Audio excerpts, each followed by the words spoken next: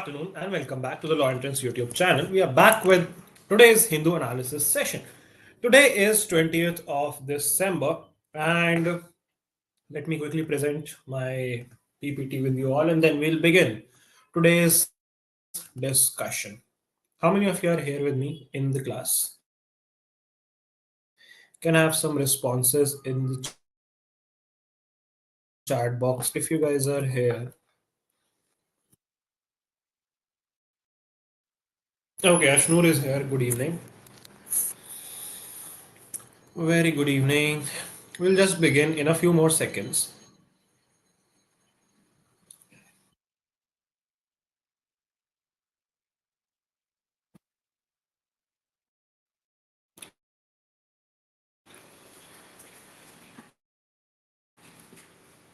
Gunja is also here.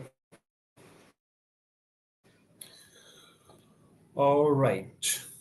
Konark is here. ठीक है. Welcome to the stream, guys. I'll already open the newspaper for you. So just give me 1 minute.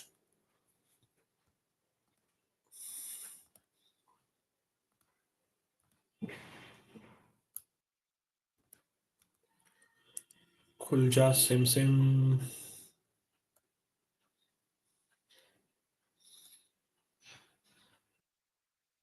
Okay, there's some glitch. I'm just checking it out. Gunja, I'm really good.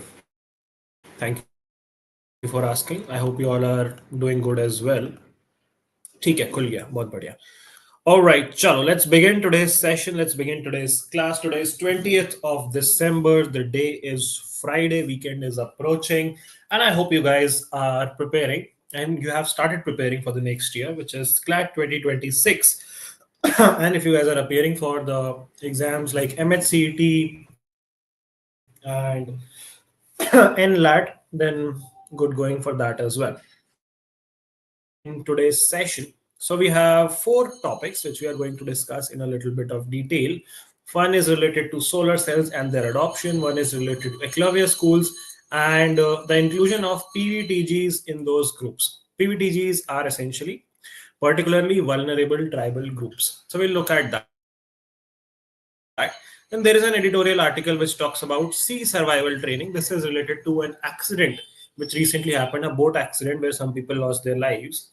And then again, there is an editorial article which talks about crimes against humanity. It talks about the International Criminal Code. It talks about the Rome Statute. So we'll discuss all of those things and what is India's stance based on crimes against humanity. And then, of course, we'll do three new words of vocabulary like always. So that is the agenda. Before we begin the discussion on these particular topics, we'll of course go through the newspaper, take an overview of the newspaper. A slight variation in today's session is let's try to read few of the articles together, because mostly what we do is I just tell you that this is the important article, this is something you need to read, but I don't know if you guys read it or not. So it would be a good change in practice, a good exercise, that if we read at least a few lines together so that you can also understand them along with me if you do not really read the paper, or if you are finding it difficult to grasp the intricacies of the paper. So that is the agenda for the day. Ciao. Let's begin. If all of you are ready to begin, let me quickly present the newspaper for you all. Tenma Kenzo is here. Hi. Welcome to the stream, Tenma. All right, ciao. Let me share the newspaper with you all. Okay, I hope the newspaper is now visible on the screen. Let's begin. So this is the front page. MPs clash outside house over insult to Ambedkar. So we are talking about B.R. Ambedkar, who had a major contribution to India's constitution, India's freedom struggle. And what has happened? Two BJP members are injured. FIR against Rahul Gandhi for causing grievous hurt, endangering life, using criminal force. Congress MPs say ruling party leaders manhandled them. File counter complaint. So both the parties, both the sides are alleging that the other side has caused injury, has used physical assault against themselves. And the issue is related to the controversy around B.R. Ambedkar. I think some of them have given problematic statements against B.R. Ambedkar, and that is why there is this tussle. So this is not really important from a competitive point of view, but it's good to know what is going on in the country. Although this is a politics-based news, and we don't really, go into the depths of politics-based news, but it's always good to know. Okay, on the right hand side, you're seeing Hizbul commander among five militants killed in Kulgam. So, counter terror operations are continuously going in Jammu and Kashmir, and Farooq Ahmed Bhatt is the name of this Hizbul commander, which has been killed in Kulgam. So, good for us, not so good for the commander. ठीक है. Next we have Rajya Sabha Deputy Chairman rejects no trust notice against Dhankar by opposition. So opposition party, the largest opposition party, which is Congress, had moved a no trust notice against Mr. Jagdeep Dhankar, who is the chairman of the Rajya Sabha and also the what of the country. Mr. Jagdeep Dhankar is holding which position in the country apart from the chairman of Rajya Sabha? Can any one of you quickly tell me?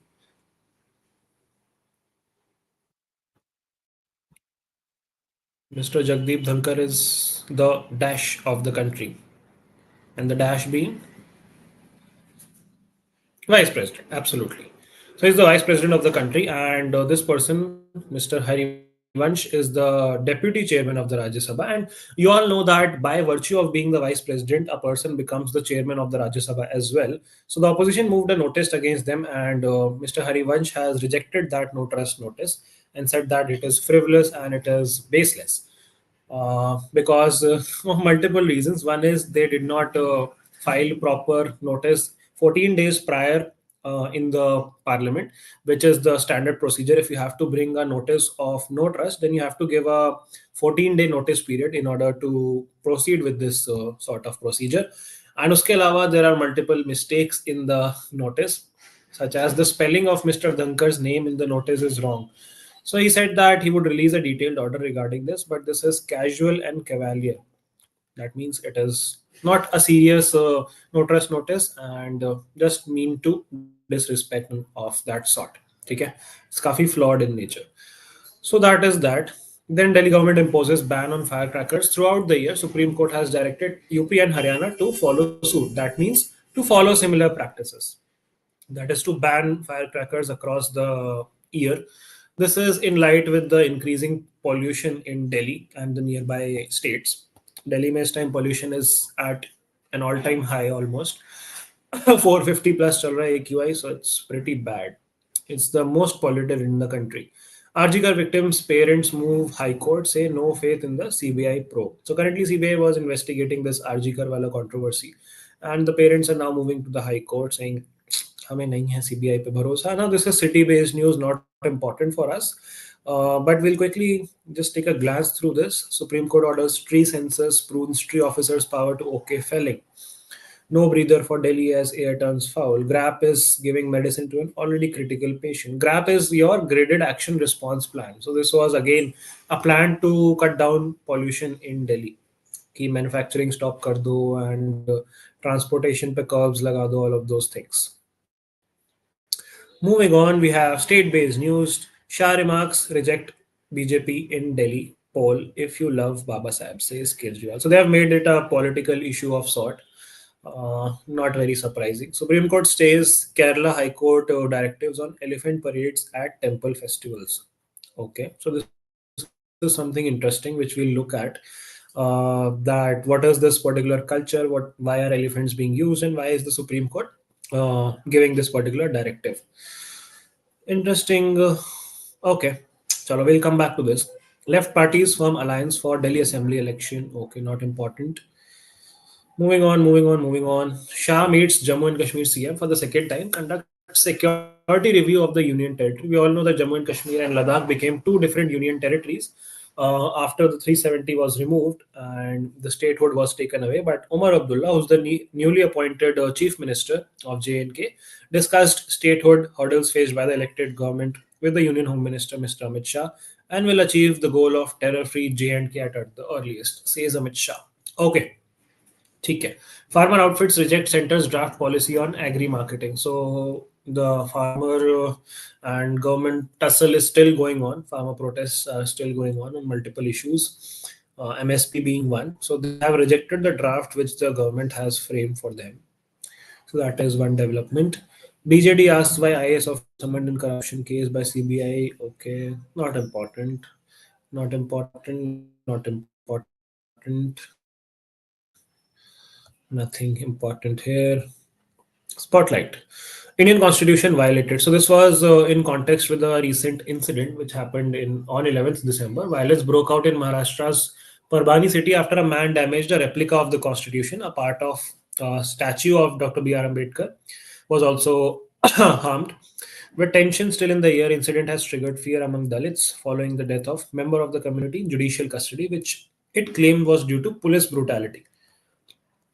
So this article essentially talks about this incident and what are the provisions around it, how the city has become unsettled, the market is on the edge, what are the conspiracy theories going around, and why this happened in the first place. So victim of the violence offering prayers to statues of Buddha.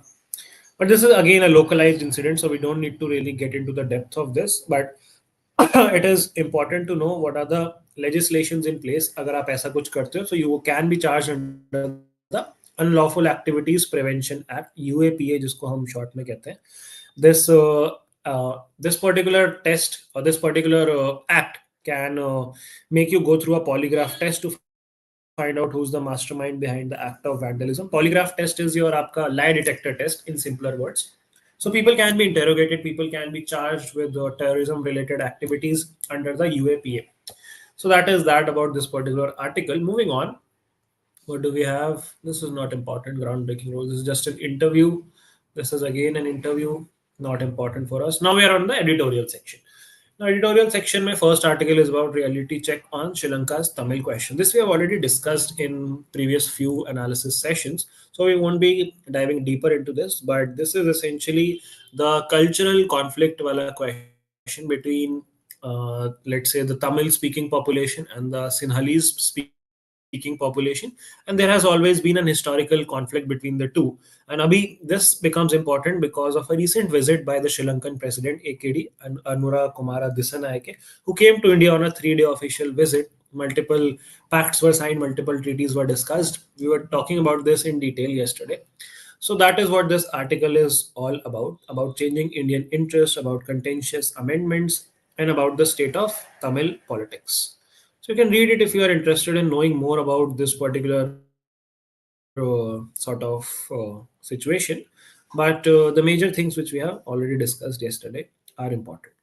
Then another article is on crime against humanity and an obtuse Indian stance. This we'll talk about in a little bit of detail in today's analysis session. This is the only important editorial article in today's, let's say, newspaper, which we are going to discuss in a little more detail. So we'll read this article. Let's complete the overview and come back to reading this article as well. Then this article is about greater transparency in talks with China. So recently there was a meeting of the special representatives of India and China where both the NSA of India, Ajit Doval, and the Chinese foreign minister and senior political member Wang Yi met. And this was a milestone since the restoration of ties since October this year. Which restoration are we talking about? The de-escalation which happened on the two disputed areas along the line of actual control on the India-China border. We are talking about the Demchok and the Depsang plains, जो कि हमारी BRICS summit हुई थी वहां पे these leaders met, Modi and Xi Jinping met, and उसके बाद से फिर things have become a little more stabilized. तो उसी के बाद ये मीटिंग हो रही है between the NSA and the foreign minister, and that is what this article is all about. Nothing to be studied in detail here. We have already discussed this in detail multiple times, the India-China issue.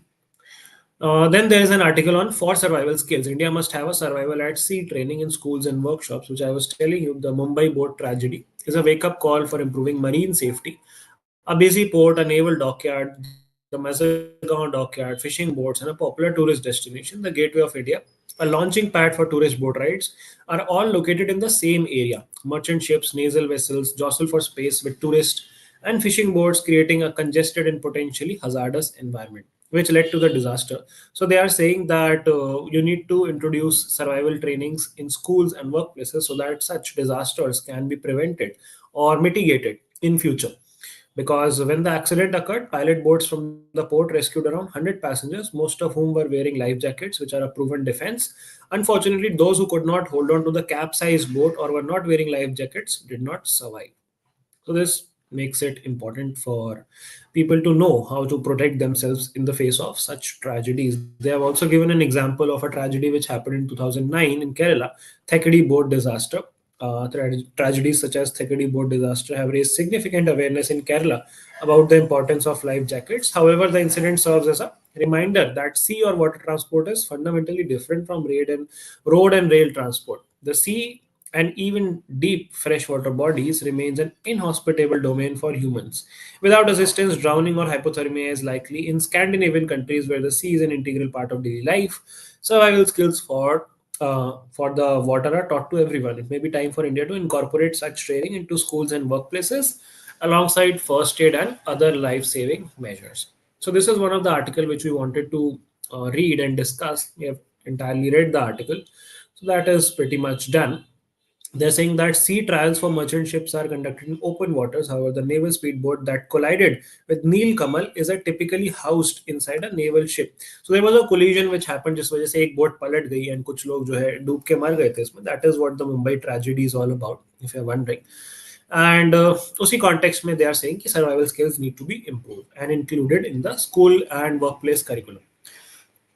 Okay, now this article will come back to. Let's see what is in the opinion piece. Should legislatures in India have fixed tenures? Now, this is debating the issue that the tenures of legislatures, which is currently how many years for Lok Sabha and Rajya Sabha? What is the tenure of Lok Sabha and what is the tenure of Rajya Sabha? Can you guys quickly tell me in the chat box?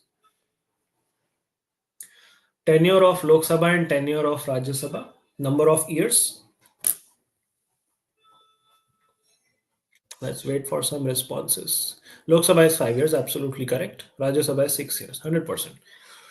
Absolutely right. So this article is discussing whether the tenures should be fixed or not. Fixed as in they are fixed to a certain extent, but in case a government is dissolved, let's say अगर president rule लग जाता है या फिर emergency लग जाती है या फिर no confidence motion pass हो जाता है तो government dissolve हो जाती है, right? And फिर re-elections कराने पड़ते हैं. So they are saying whether this should happen or not happen. So that is what this article is discussing. It's less of an article and more of an interview of two people. One of them is the former Secretary General of Lok Sabha, and one of them is the co-founder of PRS Legislative Research.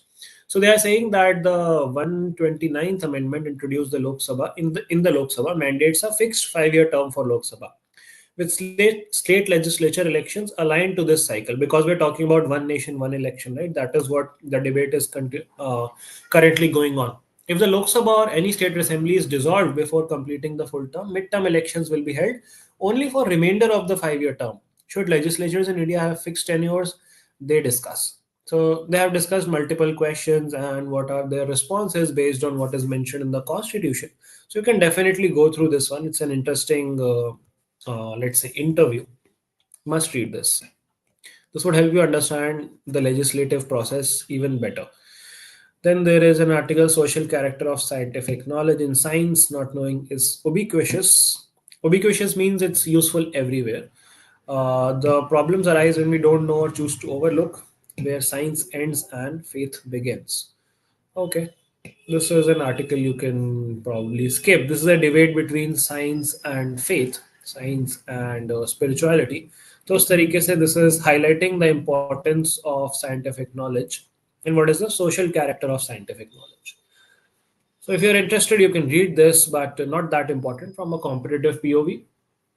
Then we have political crisis in South Korea. We are not really, bothered with a lot of political discussions of India. So political discussions of other countries are definitely something which, at this stage, you guys can possibly, I would not say overlook, but don't no need to dive a lot deeper into the politics of different countries. That would be overdoing it.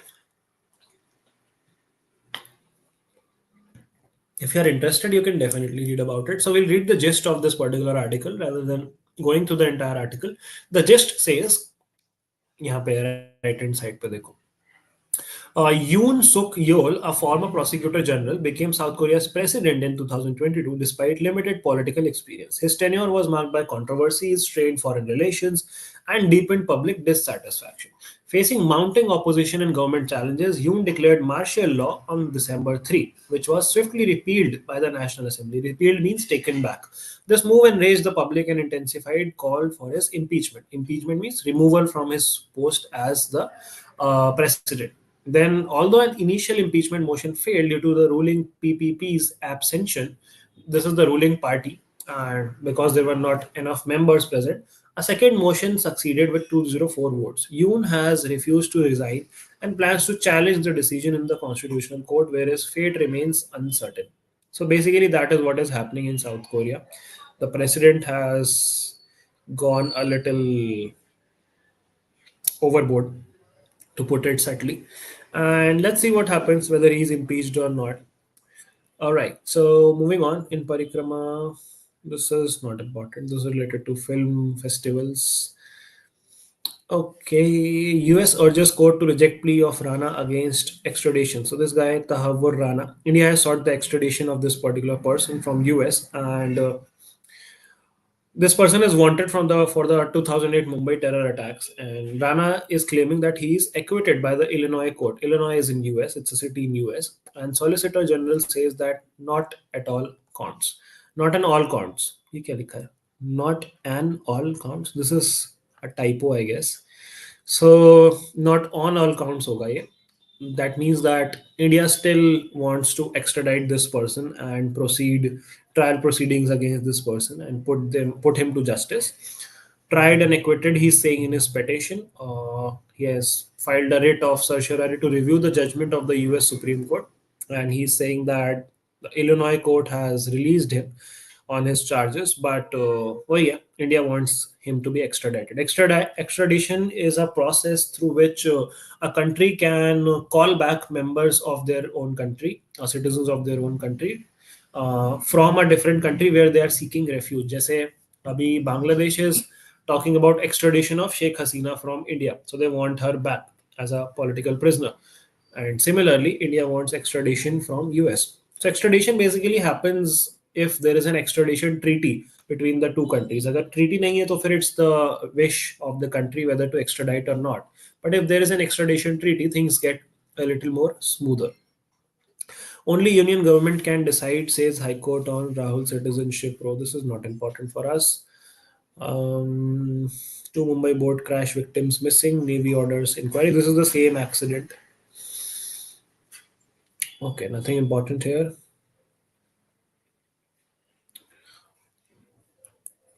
Nothing important here. This is again the same Ambedkar issue. All right. Okay, this we'll discuss a little bit. Let's read this. Eklavya schools struggle to meet 5% PVTG subquota, dropouts on the rise. So we are essentially talking about these special Eklavya schools, which are model residential schools. That means students stay on the campus.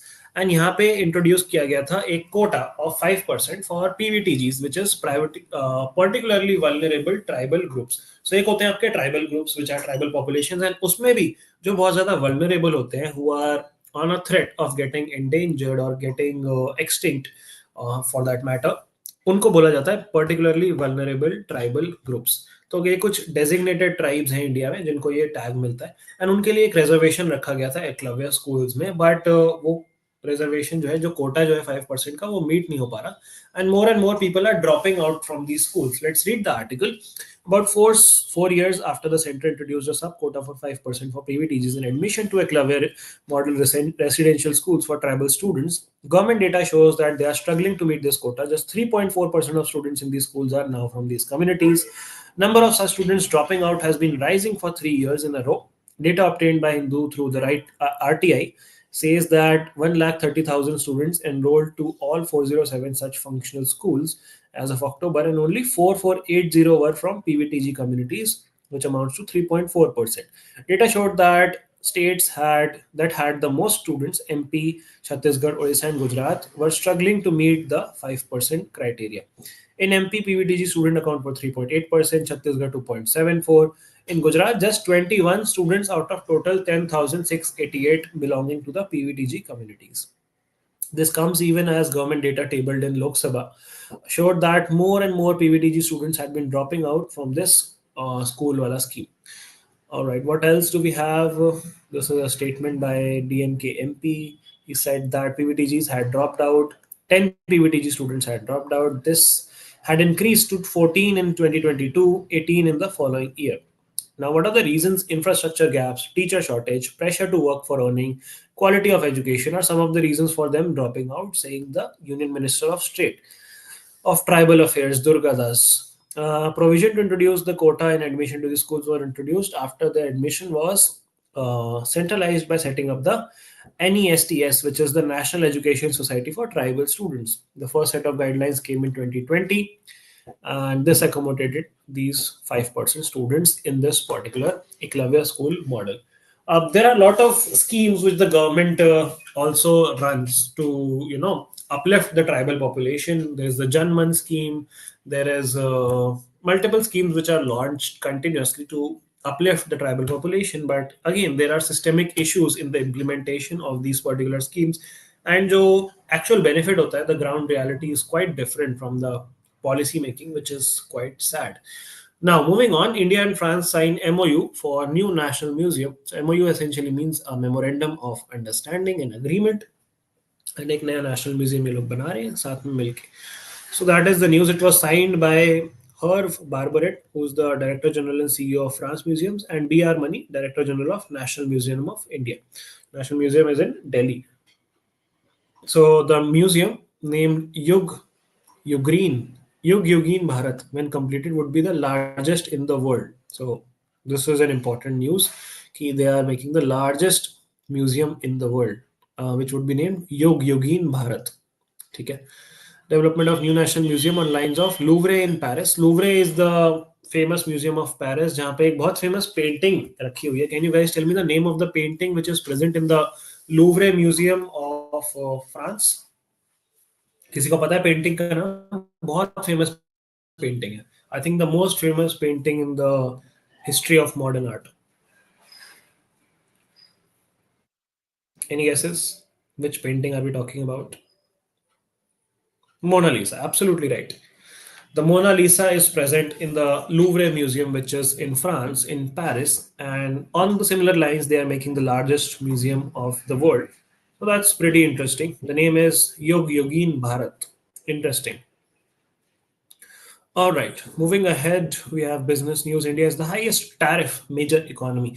This is by US, a US envoy. So he's saying that among the major economies with whom we engage in trade with, India imposes the highest tariff. What is tariff? Tariff are different types of taxes and duties which are levied on international trade, be it your import or export.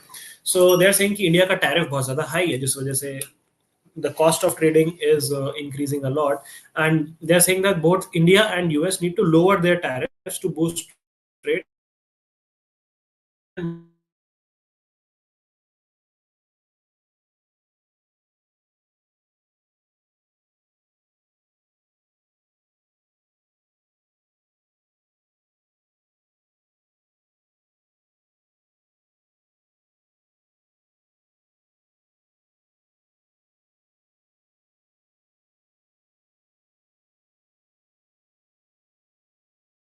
By US envoy.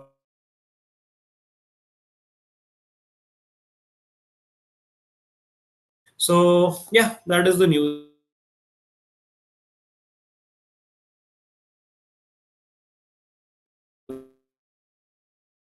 इसमें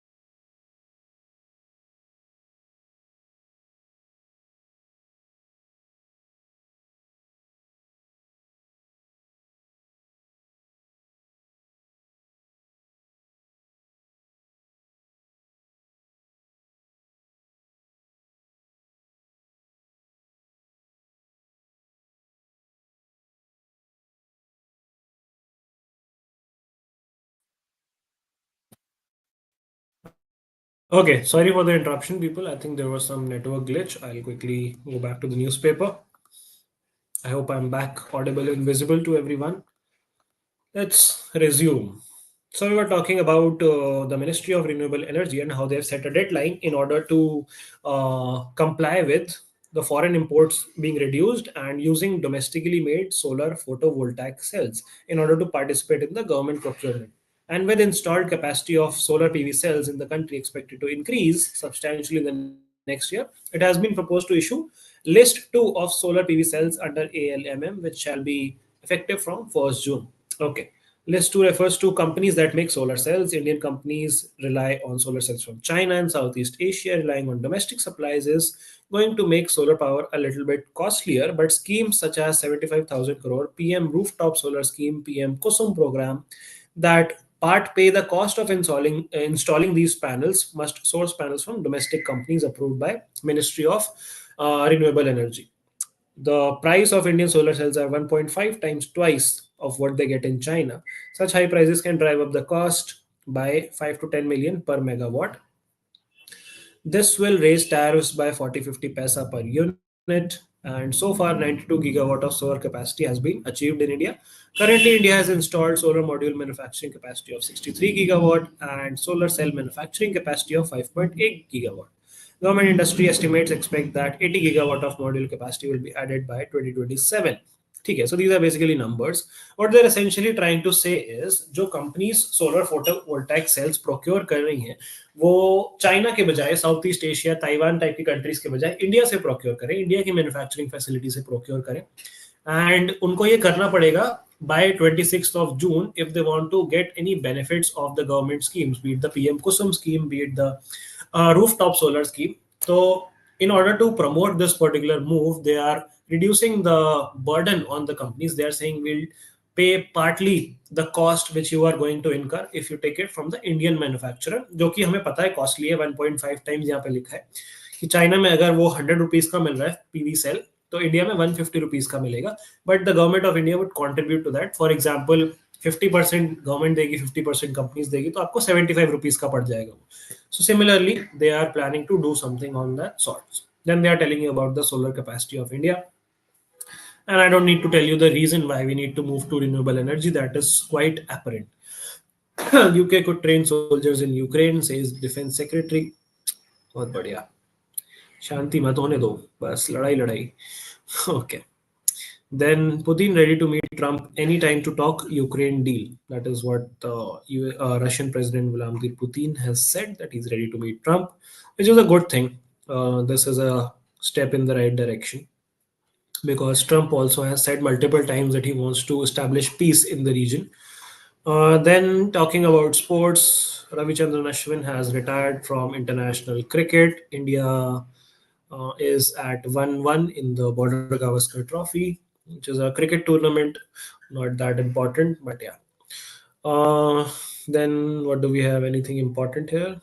Not really. National Archery Championship, Parneet has won podium finishes. Then we have, what do we have? Nothing that important here. It's Ashwin all the way. So this is related to Ravichandran Ashwin and his retirement. And then there is an article on science, patient safety protocol, which is not important. So that is about the overview of today's newspaper. Through the overview itself, as I was mentioning, that today we are going to read articles, and we read 2 to 3 articles. I think we have read 3 out of 4 articles on our agenda: the solar cells one, the Eclavia schools one, and the sea survival training articles. We read 3 articles today, and understood them in a little detail. Now let's talk about crime against humanity wala article. Let's go back to that, which is the editorial article left for us. So in this particular article, they basically are saying that India does not want to be a part of the CAH treaty, which is the Crime Against Humanity Wali treaty. And this is the, the beginning of the negotiation process between states to conclude this particular treaty. So ये treaty basically classify करती है कि किन crimes को हम बोलेंगे कि this is a crime against humanity, and जो कंट्री उस क्राइम अगेंस्ट ह्यूमैनिटी को कंडक्ट करेगी या सपोर्ट करेगी उनके अगेंस्ट फिर इंटरनेशनल एक्शन लिया जाएगा, सैंक्शंस लगाए जाएंगे. So the title is Crime Against Humanity and an Obtuse Indian Stance. Obtuse का मतलब यहाँ पे होता है कि taking a different stance, ठीक है. ऑप्ट्यूज एंगल पता होगा आप लोगों को, स्कूल में पढ़ा होगा, एक्यूट एंगल, फिर obtuse angle, right angle, triangle. So obtuse means going in a different direction, right? So that is what obtuse means in this context. Let's read the article a little bit.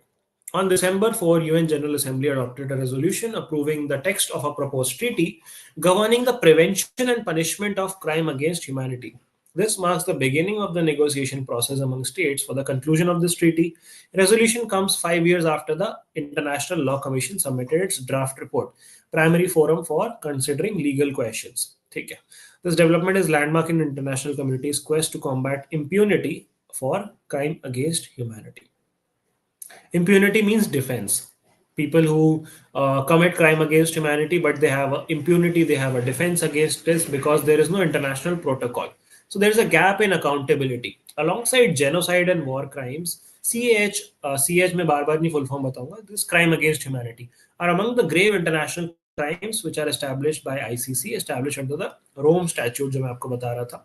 Importantly, genocide and war crimes are also governed by dedicated treaties for themselves, which is the Genocide Convention or the Geneva Convention. Geneva convention आपने कई बार सुना होगा war crimes के time पे कि this is against the Geneva convention, कि आपने जो प्रिजनर्स ऑफ वॉर लिए हैं उनको आप रिस्पेक्टफुली ट्रीट करोगे as per the Geneva Convention. However, CEH are governed only under the Rome Statute, which includes specific criminal acts such as murder, extermination, enslavement, deportation, torture, imprisonment, and rape committed as a part of widespread or systematic attack directed against a civilian population with the knowledge of the attack. So ये classifications हैं war crimes के under the Rome Statute. CEH were first codified in 1945 London Charter, important static information, establishing the Nuremberg Tribunal to investigate and prosecute the crimes committed in connection with the Second World War. तो Nuremberg trials का आपने काफी बार नाम सुना होगा, तो उसी से रिलेटेड है Nuremberg tribunal.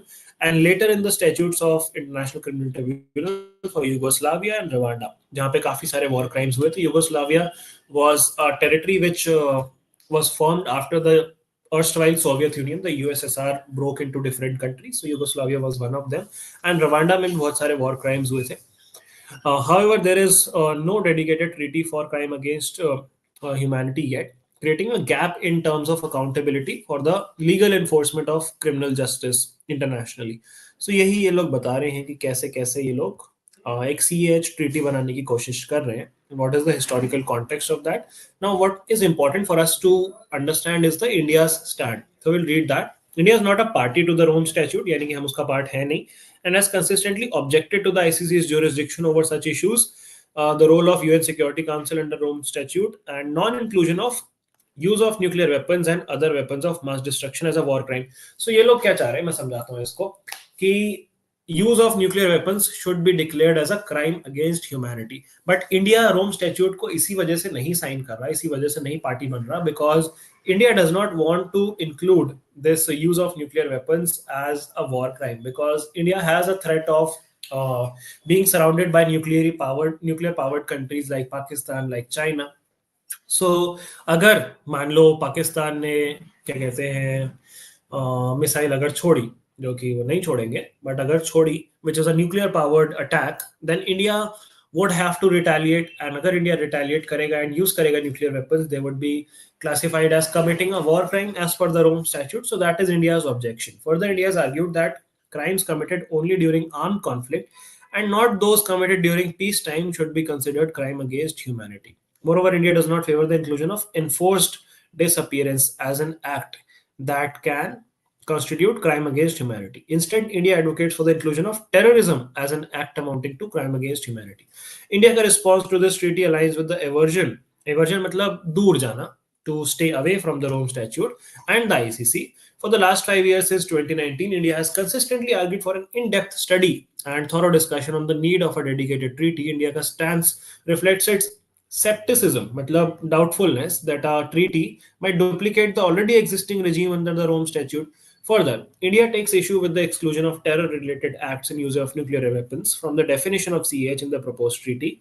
Most importantly, reiterating that it is not a party to the Rome Statute, India has stressed that UNGA that national legislation and jurisdiction of national courts are more appropriate forum for dealing with crime against humanity and other international crimes rather than an international statute or the international court of crime. तो India कह रहा है कि हम अपनी country में ही deal करें अगर क्राइम अगेंस्ट ह्यूमैनिटी को, तो वो एक ज्यादा अप्रोप्रिएट तरीका है rather than going to an international court. And दो रीजन जिसकी वजह से India crime against humanity treaty को नहीं साइन कर रहा. First is terror related activities को इंक्लूड ये लोग नहीं कर रहे हैं, and use of nuclear weapons को ये लोग इंक्लूड कर रहे हैं, मतलब एक्सक्लूड कर रहे हैं सॉरी दोनों चीजों को, use of nuclear weapons and terror related activities. India नहीं चाहता कि ये दोनों क्राइम अगेंस्ट ह्यूमैनिटी में जाए. Leading the way, currently India does not have a domestic legislation prohibiting international crimes. There was a case of State versus Sajjan Kumar, जिसमें it was observed by Delhi High Court that neither crimes against humanity nor genocide have been part of India's criminal law. A lacuna मतलब होता है gap, a loophole that needs to be addressed urgently. Nonetheless, there is little or no debate on the need for such laws in domestic legal and policy spaces. तो वो कह रहे हैं कि India में domestic law होना चाहिए कोई for these genocide related crimes or humanity related crimes, and they're saying that India should incorporate CAH and other international crimes into its domestic law even if it is not a party to the Rome Statute, and lead the way in ending impunity matlab defense for grave human rights violation, a role that befits a true Vishwa Guru. So अगर हमें विश्व गुरु बनना है तो हमें एक domestic law लाना चाहिए against genocide and crime against humanity, is what this article is arguing all about in context with the CAH, which is the Crime Against Humanity Treaty. So that is this editorial article, quite interesting article. And that brings us to the end of today's Hindu analysis as well. So आज पूरा analysis हमने newspaper पे किया, because I wanted you guys to understand how the language of newspaper is to be interpreted, how you have to look at these issues from multiple lenses, historical lenses, geographical lenses, political lenses, and how you need to decode these sentences. कैसे tough vocabulary words अगर आते हैं तो आप उनको कैसे contextually समझोगे, कैसे encounter करोगे, and how you need to build a practice of reading these important articles and of course filtering out the non-important articles.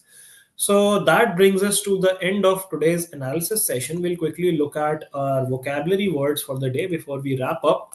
So we have done these 4 articles. Solar cells हमने पढ़ लिया, Eklavya schools पढ़ लिया, sea survival training पढ़ लिया, and crime against humanity भी पढ़ लिया. Now moving to vocabulary express, let's look at the thing.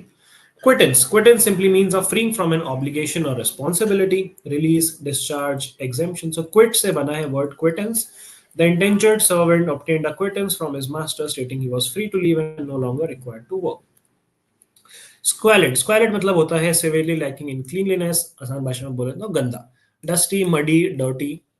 Antonyms गड़बड़ हो गए यहाँ पे. Different आएंगे. Clean and all इसके antonyms होंगे. Sentence is many prisons even today are overcrowded and squalid places. Squalid is just a synonym of dirty, right? Okay, the third word is gumption. Gumption simply means the ability to make intelligent decisions, especially in everyday matters. So someone who's prudent, someone who's having wisdom, someone who has sense is someone who has a lot of gumption.